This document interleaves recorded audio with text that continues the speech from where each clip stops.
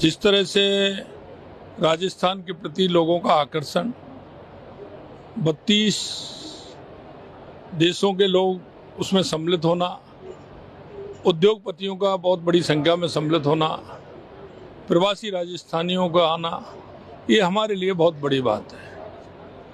और मैं जैसा कहता हूँ कि राजस्थान में अपार संभावनाएं हैं और वो हर क्षेत्र में है। इसलिए मैं कह सकता हूँ कि उन संभावनाओं को देखते हुए आज हमारे 35 लाख करोड़ रुपए के MOU हुए हैं।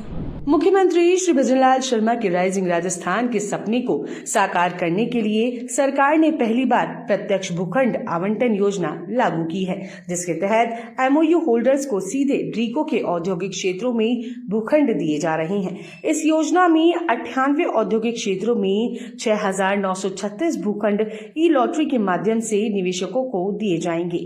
50,000 वर्ग मीटर तक के भूखंड एक ही आवेदक होने पर सीधे आवंटित होंगे और यदि एक से अधिक आवेदक होंगे तो ई लॉटरी सिस्टम लागू होगा।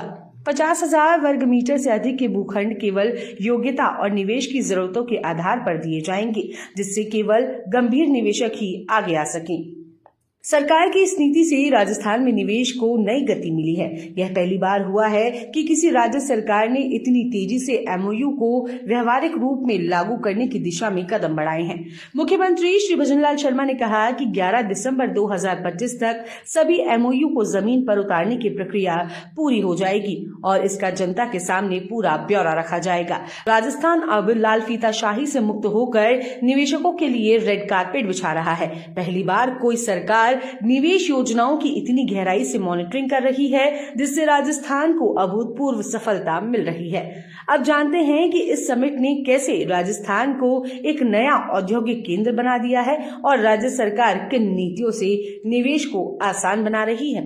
राजस्थान की औद्योगिक क्रांति अब सिर्फ बड़े शहरों तक सीमित नहीं है। सरकार की एक जिला एक उत्पाद नीति के तहत हर जिले के खास उत्पादों को अंतर्राष्ट्रीय बाजार तक पहुंचाने का अभियान तेज कर दिया गया है। सरकार ने MSME सेक्टर को मजबूत करने के लिए नई नीतियों को लागू किया है, जिससे छोटे उद्योगों को आसान वित्तीय मदद मिल रही है और वे तेजी से आगे बढ़ रहे हैं।